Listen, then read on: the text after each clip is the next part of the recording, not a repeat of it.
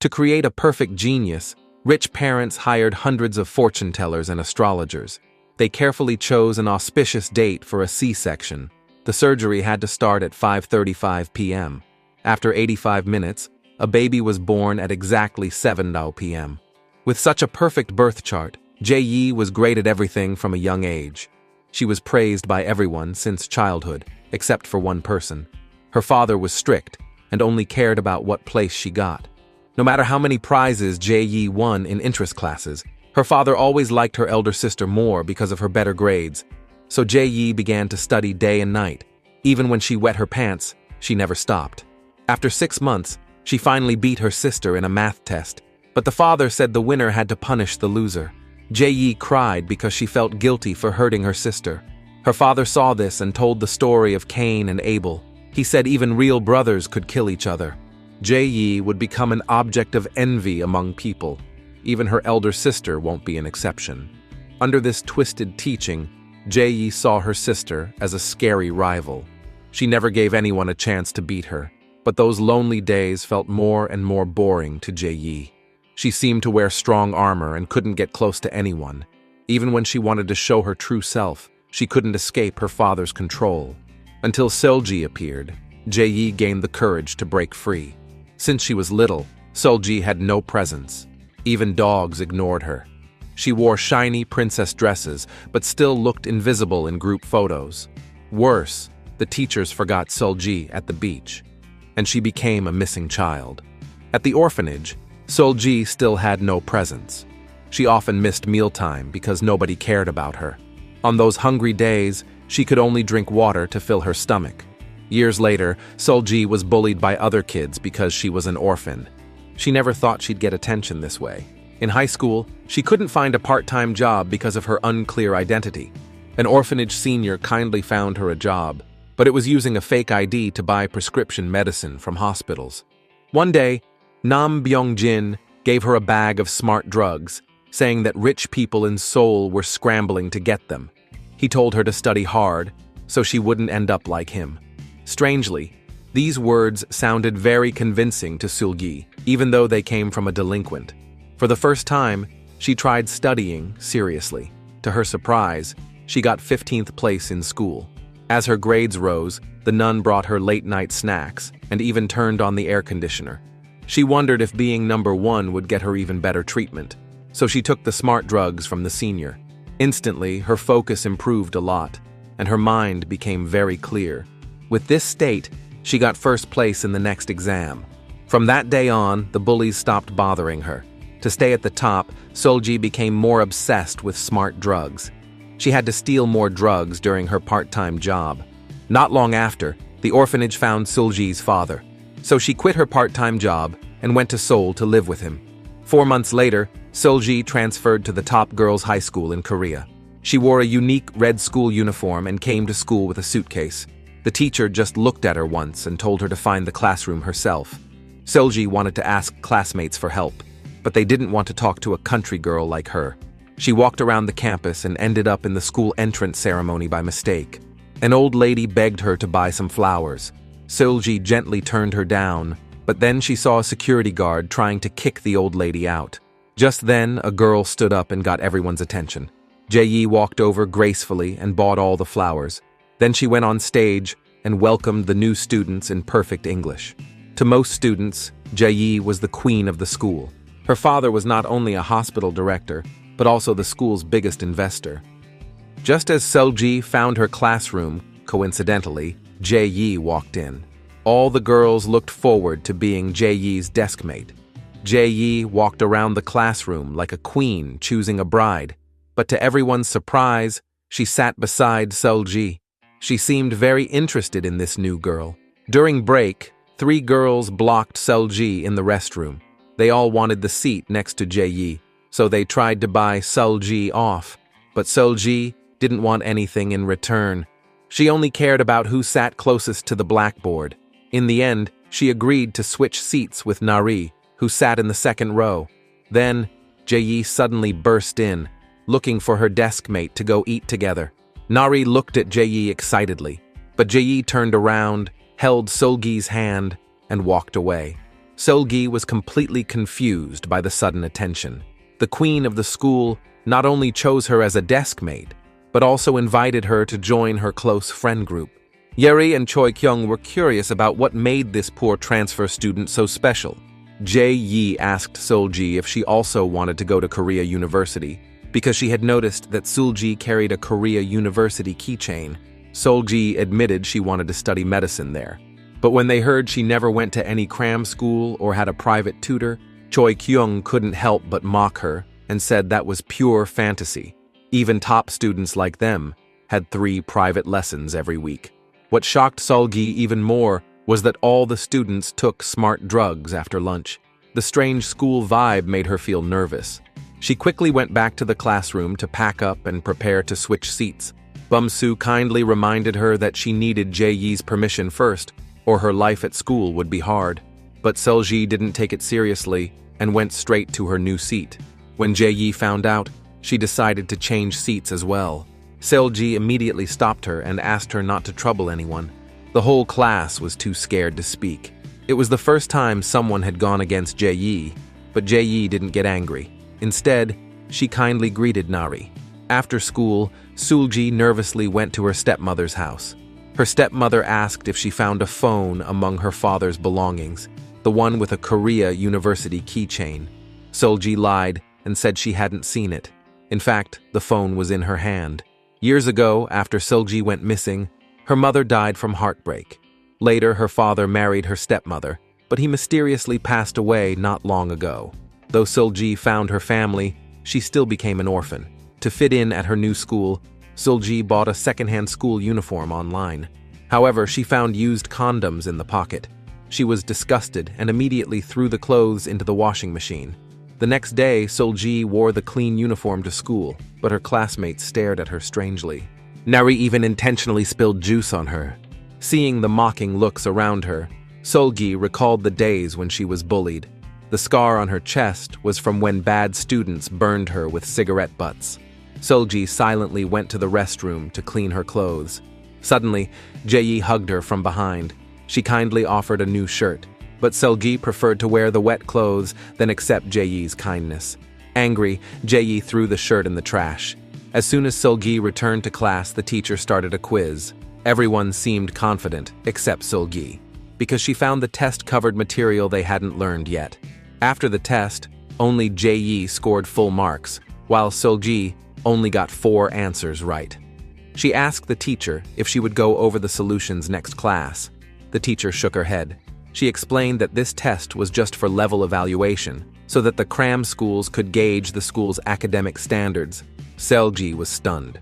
She never thought even teachers valued the cram schools so much. Worse, the news about her buying the second-hand uniform spread online. She was flooded with online insults. Suddenly, an advertisement caught Seolgi's attention. The test questions she had just taken came from a cram school. She decided to check it out, but the high fees almost made her faint. As she was leaving, she overheard a teacher explaining the test answers. She secretly picked up her phone to record a video, but a staff member noticed her. Seolgi quickly rushed into the elevator, and when the doors opened, Jae-yi was standing outside. The staff yelled that there was a student in the elevator who was eavesdropping. Jae-yi quickly put her hat on Seolgi and told her to hide on the top floor. Seolgi curled up helplessly. Jae-yi, like an angel, saved the girl from danger again. Seolgi slowly let her guard down and followed Jae-yi to her father's hospital. Jae-yi opened the wardrobe and let Seolgi change into a new school uniform she had prepared. Seolgi was curious why Jae-yi was so kind to her. Jae-yi said it was out of respect, because Seolgi didn't need extra tutoring to stay top of her class at the last school. Jae-yi wanted to trade the materials from the tutoring class and private lessons for Seolgi's study methods. Just then, they heard voices outside the door. They quickly hid in the wardrobe. Choi Kyung and Yeri were gossiping, calling Seolgi Jae-yi's new pet. Jae-yi laughed at this, but when they called Seolgi an orphan, she quickly covered Seolgi's ears. Later, Jae-yi messaged the girls to meet her at the cafe on the first floor. She then quietly sent Seolgi away from the hospital. To show her gratitude, Seolgi gave Jae-yi the Korea University's keychain. Jae-yi looked at it and smiled strangely. As Seolgi was leaving, she saw a funeral being held at the hospital. Suddenly, a man stopped her and reminded her that her bag was open.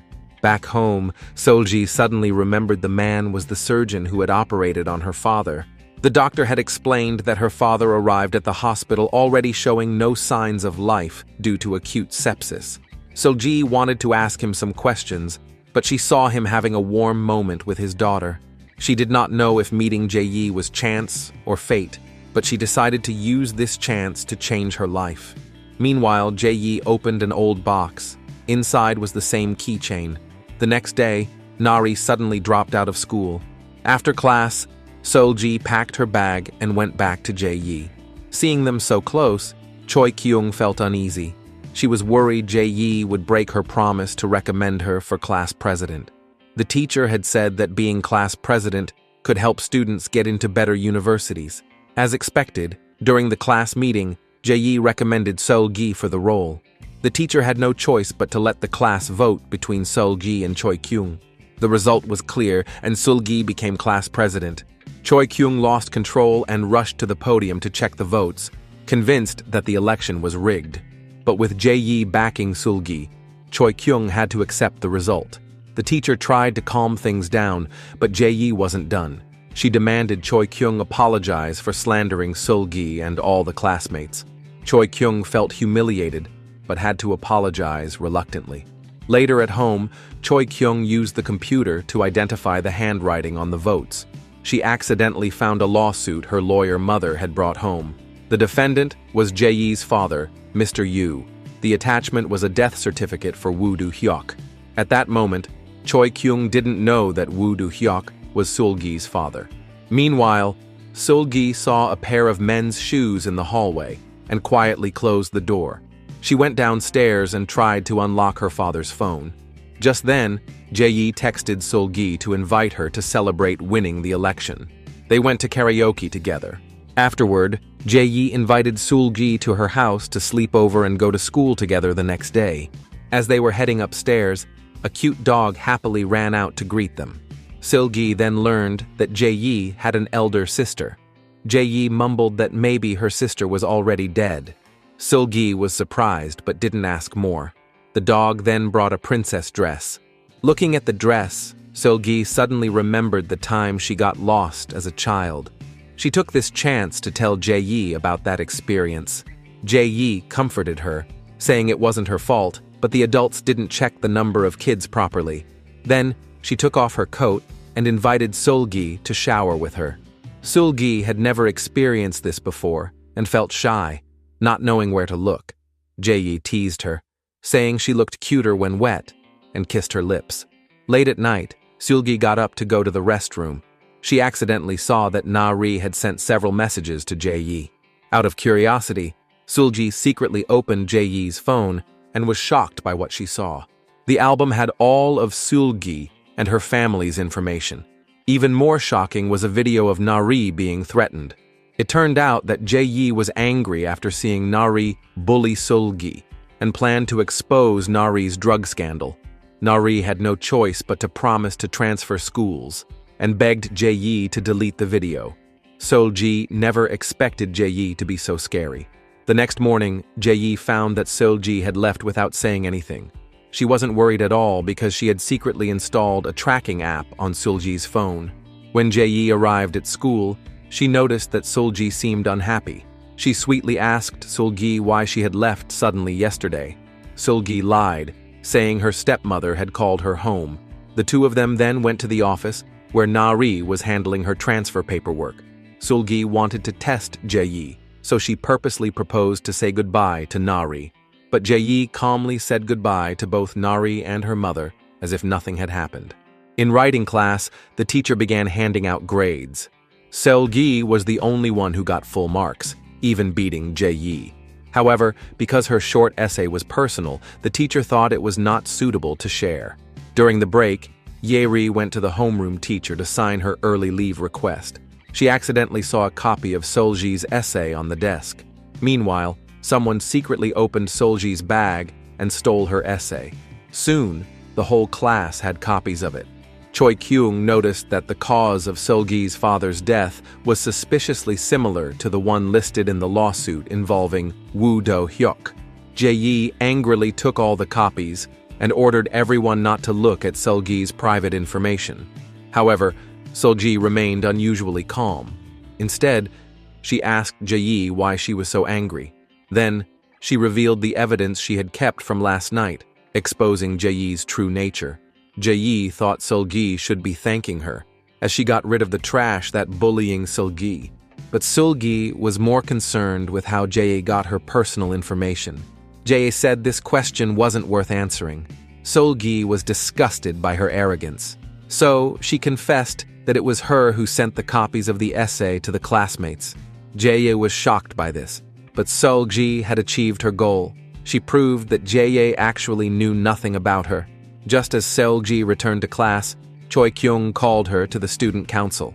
During the meeting, Choi Kyung confirmed that Seol-gi's late father was teacher Woo Do-hyuk.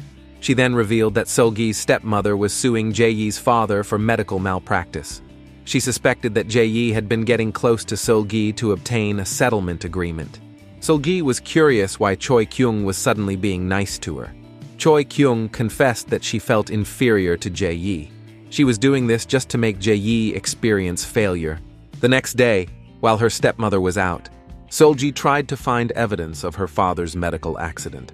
She only found her father's 500 million insurance policy and 3 threatening letters.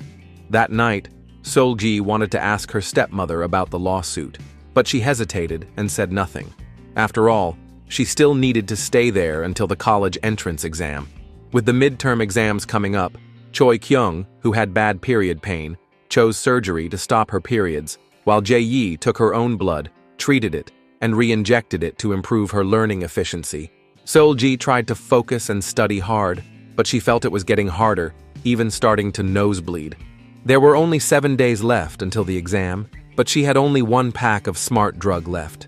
Seol-gi had to go to the clinics to buy more drugs, but all the doctors insisted she get a checkup first. But she couldn't afford the expensive exam fee. Seol-gi managed to find a seller online. The seller asked for a code. Looking at the profile picture, Seol-gi remembered Ara had recently given her an origami crane. She opened it and found a string of numbers inside. After matching the code, Ara suggested they make the deal at the amusement park. Seol-gi put the money in a locker as agreed. To her surprise, the real seller was Jae-yi. Jae-yi also guessed Seol-gi was the one buying the drugs. She explained that the smart drug Seol-gi ordered was in short supply, so she gave her something even stronger. Jae-yi then handed Seol-gi the tutoring materials. She promised that if Seol-gi scored higher than her on this midterm, she would reveal how she got Seol-gi's personal information. After some hesitation, Seol-gi took the drug Jae-yi gave her. Immediately, she felt overwhelmed, as if being swept away by a strong tide. With the new smart drug, Seol-gi's focus was heightened to the extreme. She performed excellently in the midterm exams, tying for first place with Jae-yi. However, her classmates questioned her results, because they knew the exam questions came from the cram school. But Seol-gi had never attended it, but still took first place. At that moment, Nam Byung-jin, who had once hired Seol-gi to buy prescription medicine, appeared. He held a knife to her neck and asked if she knew where Soo-jin was. Soo-jin was the senior who had once worked part-time with Seol-gi. A few days ago, she suddenly called Seol-gi to borrow money. Seol-gi, not wanting to deal with her, blocked her number. Faced with the delinquent's questioning, she lied and said she knew nothing. But Nam Byung-jin already knew Seol-gi had stolen a lot of smart drugs. He warned her to return the money by next week. Seol-gi sat in despair. Then, more bad news came. The teacher announced that the top 20 students would get a free health checkup at Jae-yi's father's hospital. Seol-gi worried the urine test would reveal she had used smart drugs. She hesitated in the restroom with the bottle for a long time. Just then, Jae-yi sent a text asking her to come to the hospital's rooftop. Without hesitation, Seol-gi ran up. She knelt in front of Jae-yi, begging her to help. In exchange, she promised to do whatever Jae-yi wanted, even bring her father's medical lawsuit settlement letter. But Jae-yi told Seol-gi that reconciliation was the last thing she wanted. She explained that she had been protecting Sulji's safety before and still intended to do so. She then handed Sulji a bottle of urine and said she was happy to share first place with her. Sulji asked Jae-yi how she had her personal information. Jae-yi admitted she found it in her father's office. She believed that if it was just a simple medical lawsuit, her father wouldn't collect so much information about the deceased's family. She suspected there was more to the lawsuit. Sulji half believed what she said. Back at the health center, everyone fell asleep under the influence of anesthetics. At that moment, someone secretly took Sulji's locker key. Jae-yi, who had just woken up, saw this and hurriedly chased after her, but a nurse stopped her and told her to rest. Back in the restroom, Jae-yi noticed that the only empty bed was Yeri's. Yeri grew up in a nightclub. She was unhappy that her mother always spent time with customers. One day, she impulsively barged into a private room and stood on the table to sing a song. This unexpected performance made her mother notice Yeri's talent, so her mother quit her job, determined to make Yeri a child star. But things didn't go well. Yeri made mistakes on stage and missed her only audition chance. Upset, she looked for her mother, but saw her doing dirty deals with a director. From then on, Yeri finally knew the secret to her successful audition and became vain. She lied, claiming to be the daughter of a wealthy family, showing off her luxurious life online. To afford counterfeit luxury items, she began to collect scandals from others and sold them. When she learned that Jae-yi's father was a wealthy businessman, she quickly tried to get close to him. She accidentally heard that Jae-yi's elder sister had gone missing, something even Jae-yi didn't know. She then advised Mr. Yu to use money to block her mouth. Mr. Yu offered to support Yeri for a long time, but she had to do something for him. Her task was to steal Sulji's father's phone. Jae-yi noticed something was wrong and sent A-ra to watch Yeri.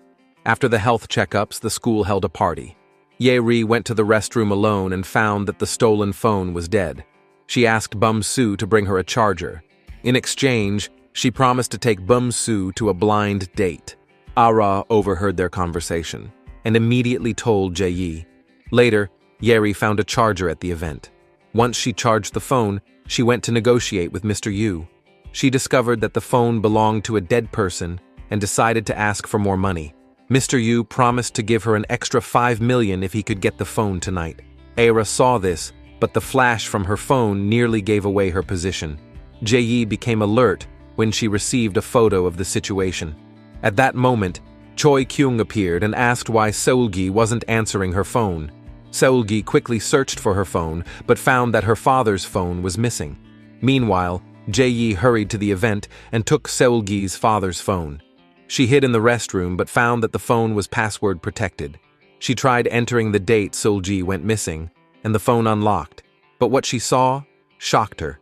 There was an inappropriate video of a teacher and student on the phone. The teacher was Seulgi's father, and the student was Jae-yi's missing sister.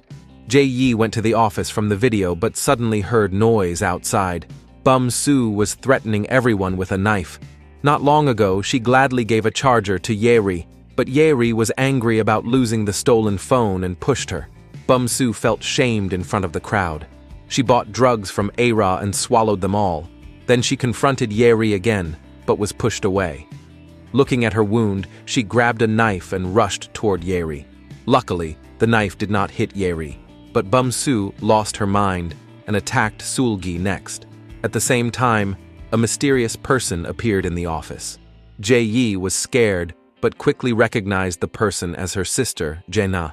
Jae-na saw the phone in Jae-yi's hand and rushed to grab it. The phone fell, and Jae-na, ignoring the danger, jumped down to get it. Suddenly, a security guard appeared. In a daze, Jae-na saw the dead teacher Woo and quickly ran away. When Jae-yi found the phone, she heard an emergency announcement. The school had locked its doors and wouldn't let anyone leave. Jae-yi rushed to the event and learned that Sulgi had been injured and sent to her father's hospital. Seeing Sulgi unconscious, Jae-yi decided to stitch her wound herself. Sulgi woke up to find herself in a hospital room. She checked her phone and saw that news of her stabbing was spreading widely. Just then, Jae-yi appeared and took her outside for some fresh air. Seol-gi felt much better after seeing the cute dog. Jae-yi said she feared losing her dog, so she sometimes imagined it dying to prepare herself. Seol-gi felt puzzled, then asked if Jae-yi had seen her father's phone. Jae-yi lied and said she hadn't. She also mentioned a rumor that teacher Woo slept with students, suggesting he wasn't a good person. Seol-gi got angry and walked away. The hospital doors were all closed. While searching for an entrance, she accidentally saw Mr. Yu directing staff to move black packages. After everyone left, Seol-gi entered through the back door. Around a corner, she saw the black packages, and suddenly, a foot dropped out. Terrified, Seol-gi turned to see Mr. Yu closing the door. He explained that the packages contained unidentified bodies. He came here practiced every day to perfect his surgical skills. Then he would give them a proper burial. The eerie atmosphere scared Seol-gi, and she quickly fled. Meanwhile, Jae-yi was attacked by Jae-na on her way home. Jae-na demanded teacher Woo's phone. She wanted the video on it to prove their father killed the teacher. Jae-yi gave her another phone and promised to hand over the teacher's phone later. The next day, the police came to school to investigate. However, Bum-soo accused Seol-gi of selling smart drugs to her. The homeroom teacher and principal also claimed that they had heard rumors of drug deals at school since Seol-gi arrived.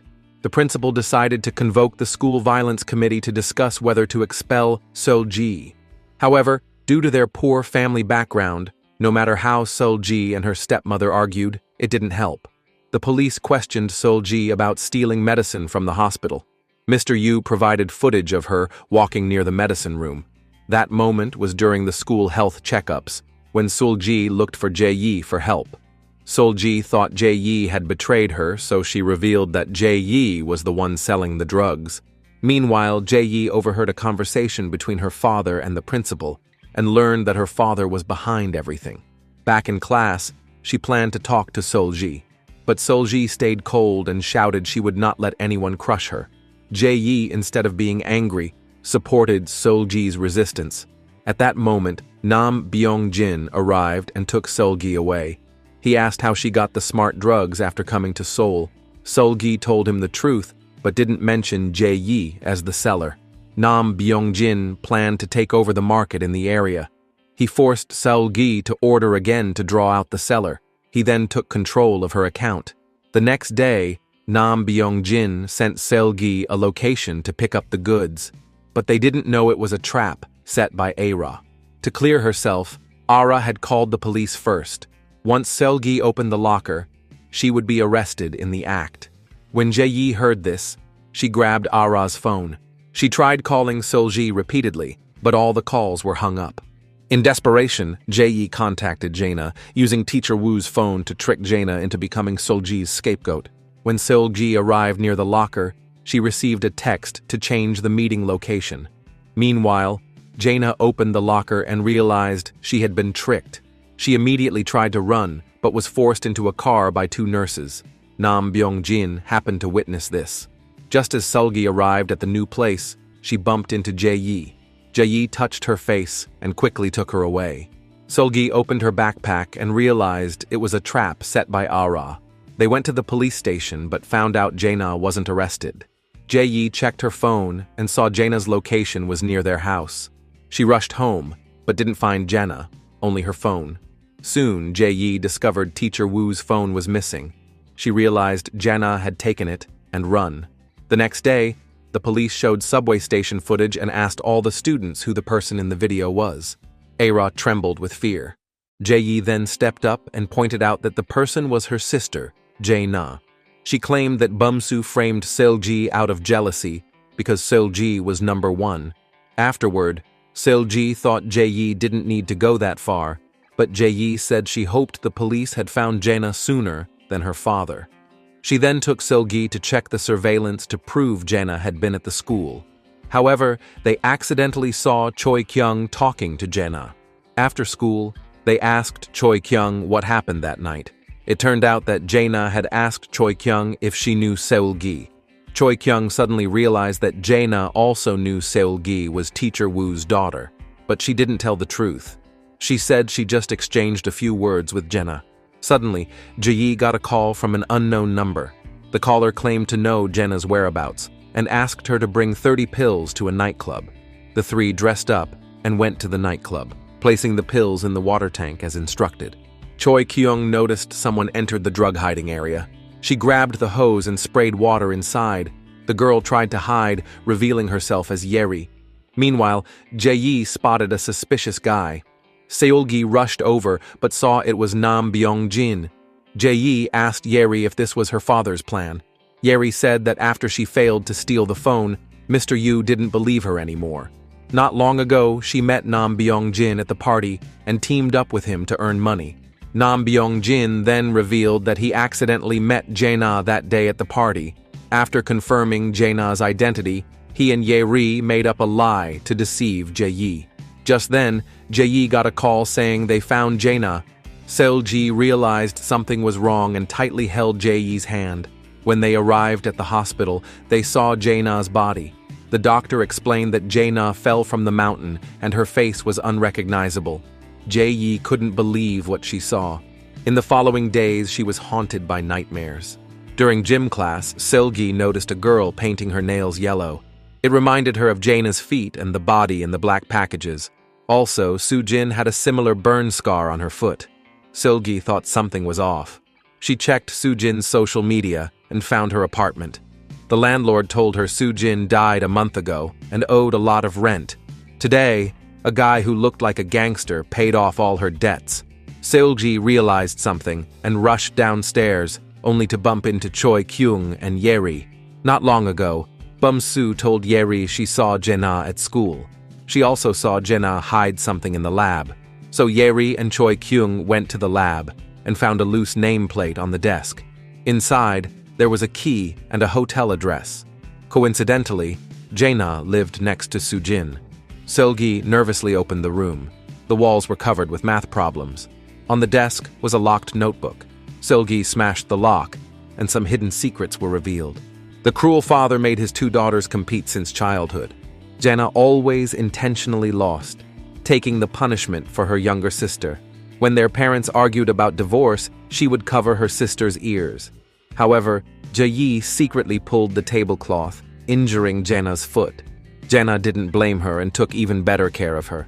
She believed that by being a good child, the family would stay together. But after their father turned them against each other, Jae began to distance herself from Jae-na. To regain her family's love, Jae-na prayed to God to get a terminal illness. Just after the prayer, she collapsed. Doctors diagnosed her with narcolepsy, causing her to faint anywhere, anytime. Jae-na thought her family would care for her, but her younger sister was still cold towards her, and her father forced her to work harder at school. Whenever she felt sleepy in class, she imagined her father glaring at her. Teacher Woo noticed her odd behavior and counseled her after class. Jae-na, however, asked him for a Korea University keychain to motivate herself to be number one. Even though she took smart pills, she still didn't get a perfect score. The night before the exam, Jae-na couldn't sleep. A dark thought crossed her mind. She broke into the office, set up her phone, and started searching for the test papers. Teacher Woo found her while patrolling. Jae-na knelt down and begged him to ignore what happened, or her life would end there. Instead of scolding her, Teacher Woo praised her for being a kind and honest child. Jae-na, touched by his caring words, hugged him tightly, even pushing him onto the couch. In the struggle, Teacher Woo accidentally touched Jae-na's watch, activating the video recording. When Mr. Yu learned about the relationship between his eldest daughter and Teacher Woo, he didn't scold her, but praised her. Because Teacher Woo was a member of the college entrance exam committee. So Mr. Yu offered to help him find his missing daughter. In return, he wanted Teacher Woo to leak the exam questions. Teacher Woo refused the deal. However, on his way to the base, Mr. Yu sent a message saying he had found his daughter, followed by an inappropriate video of Teacher Woo and Jae-na. At this point, Teacher Woo had no choice. He secretly put the exam papers in a capsule and swallowed it. Soon after, he collapsed and was rushed to Mr. Yu's hospital for emergency surgery. Mr. Yu performed the operation and gave the capsule to his eldest daughter. Jae-na excitedly took the exam papers, not knowing that Teacher Woo didn't survive the surgery. On exam day, Jenna suddenly had a hallucination. Blood covered her hands, and Jae-yi was mocking her. Guilt forced Jenna to run away from the exam hall. From that day on, she hid in a dark rented room. Once the truth was revealed, the three of them attended Jenna's funeral. Jae-yi stood up to leave, and Seul-ji immediately followed her. She told Jae-yi that the body was not Jenna, but Soo-jin. Jae-yi wasn't surprised because she had known all along that her sister wasn't dead. The scar on Jae-na's foot was different from the one on the body. To destroy her father's plan, she decided to work with Seul-ji to find evidence of his crimes. Jae-yi first turned off all the cameras, then went to the funeral to stop her father. Seul-ji quietly snuck into Mr. Yu's office. Following clues from Jae-na's diary, she found a wall full of records. Strangely, all the records were made from X-ray films. Seul-ji suspected that these people had died at Mr. Yu's hands. Holding a record that documented her father's surgery, her hands trembled. Suddenly, a soft melody came from the record. Seul-ji was filled with anger. She didn't expect Mr. Yu to be so at ease while her father was near death. Losing control, she grabbed a knife and rushed toward him. At the critical moment, her stepmother stopped her. It turned out that the stepmother had seen a note from Jae-na in her husband's coat pocket. Her instincts told her that the female student had a secret with her husband. Not long ago, Jae-na planned to return Teacher Woo's phone to the stepmother, but she couldn't get the phone and was forcibly taken by the nurses. When the stepmother received news of Jae-na's death yesterday, she realized things weren't so simple. After the funeral, Seul-gi gave the record and diary to Choi Kyung's mother. The lawyer informed them that these couldn't be used as evidence to accuse Mr. Yu of murder, unless Jae-na came back to life and testified in court. Just then, Yeri secretly turned on a voice recorder in her bag. The stepmother took out a few handwritten cards. She suspected that the sender might know about Jae-na's relationship with her husband, so they could find this person to testify. Choi Kyung looked nervous. As she was about to speak, her mother stopped her and said maybe there was some reason why he was unwilling to reveal his identity. When they got home, Choi Kyung argued with her mother. She was angry that her mother only pressured her to study and never cared about her. It turned out that before each exam, Choi Kyung would ease her anxiety by fantasizing. One time, she accidentally saw Jae-na and teacher Woo Do-hyuk together. She feared to tell anyone, afraid her secret habit would be exposed. So she anonymously wrote many letters trying to warn Seul-gi's stepmother. After hearing this, her mother felt guilty, but she warned Choi Kyung not to tell anyone what she had just said. Meanwhile, Yeri handed the recorder to Nam Byung-jin. They were still working for Mr. Yu for money. Seul-ji was quietly observing everything from a corner. Suddenly, someone covered her mouth. It was Jae-yi. Seul-ji had already noticed Yeri following her, so she called Jae-yi, lying that Jae-na had filmed the surgery process that day. Mr. Yu would act if he knew about it. After hearing her plan, Jae-yi agreed to help. They pretended to search the hospital for the video Jae-na filmed. Then, Jae-yi planted monitors around the house and on the dog. The next day, she overheard her mother planning to visit Jae-na. Her mother, who rarely cooked, was in the kitchen, which made Jae-yi more certain the clue was real. So she and Seul-ji secretly followed her mother's car. However, her mother didn't go to see Jae-na, but instead went to the orphanage. They realized they had been tricked. By the time they returned to the courthouse, the trial had already ended. The stepmother reminded Seul-gi not to trust Jae-yi too much. She suspected their plan had been leaked. When the lawyer mentioned a witness would testify, Mr. Yu stayed unusually calm, as if he knew Jae-na couldn't appear. Meanwhile, Mr. Yu handed Jae-yi a phone showing a live stream of Seul-gi and her stepmother's conversation. Suddenly, the car lost control. Seul-gi screamed and cried in fear. Jae-yi looked at her father in shock. She was then taken to an unfamiliar villa. Jae-na was locked in a room with an electronic ankle cuff. Jae-yi wanted to take her away, but a loud alarm went off. Seeing Jae-na terrified, Jae-yi asked her father what he had done to her. Mr. Yu said that the initiator was her sister, not him. It turns out that Jae-na secretly injected teacher Woo Do-hyuk with air, causing his death. He couldn't bear seeing Jae-na in pain, so he erased some of her memories, but Jae-yi didn't believe what he said. She thought her father just couldn't admit that he had a ruined daughter. Mr. Yu lost control and grabbed her neck. Jae-yi quickly changed her words and promised to be his perfect daughter. The next day, Seul-ji learned that Jae-yi had dropped out and even canceled her phone number. She searched their usual places and finally found Jae-yi at the hospital. But Jae-yi, like a different person, insulted her for being stupid. She said Seul-ji's existence proved her father's crimes. Watching her father torment Seul-ji was amusing to her.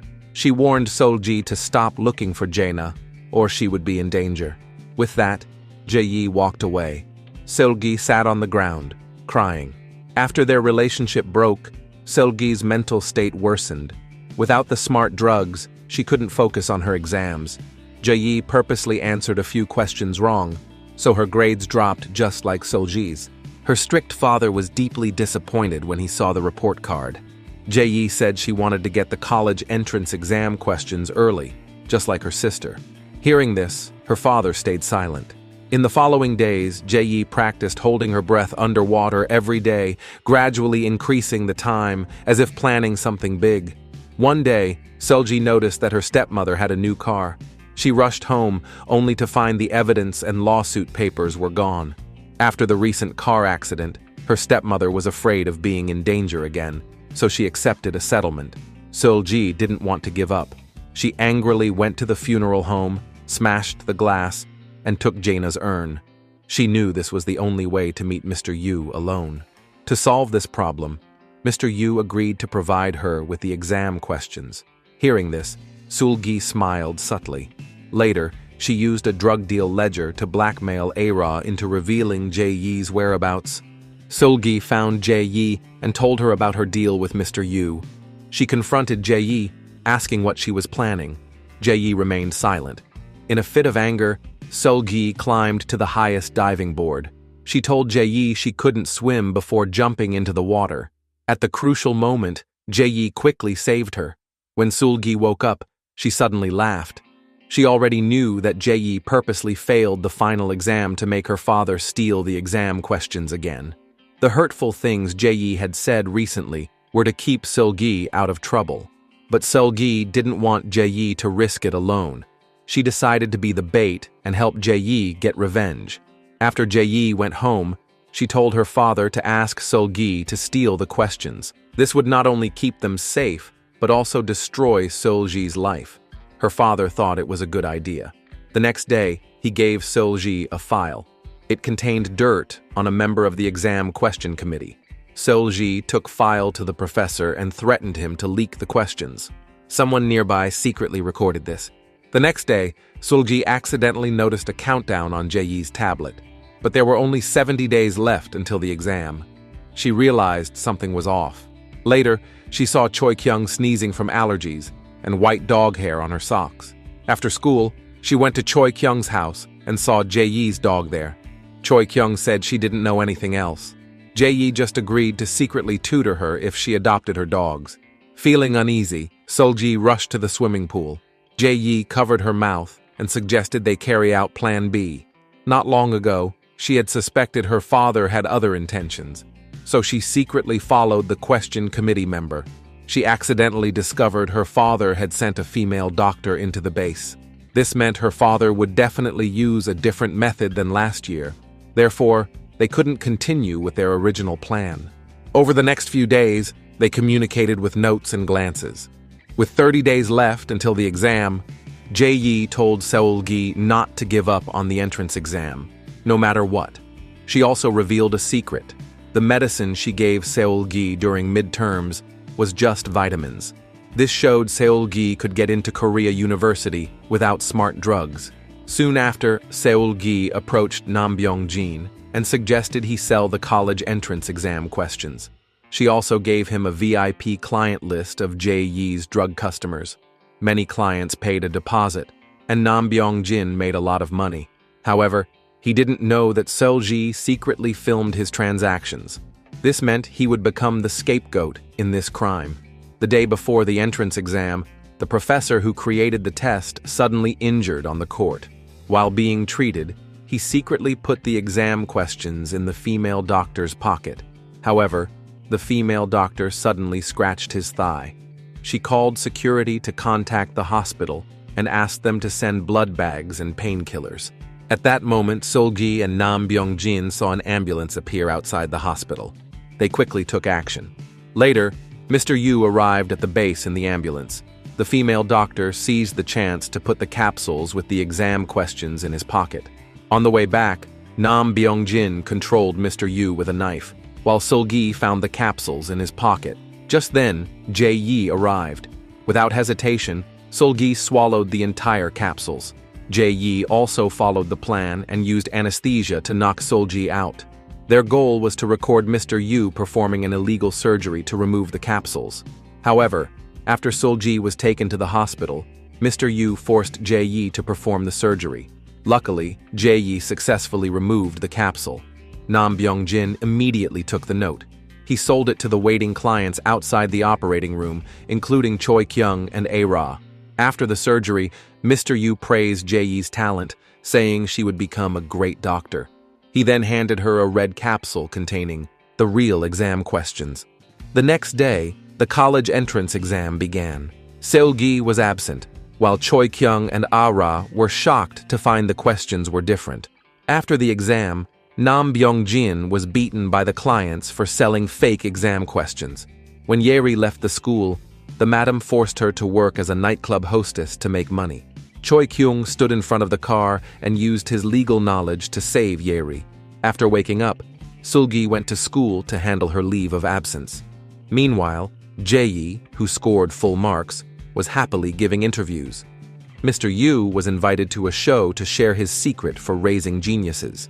Yeri watched the live stream while editing a video called "Exclusive Secret to the Full Score in the Big Exam."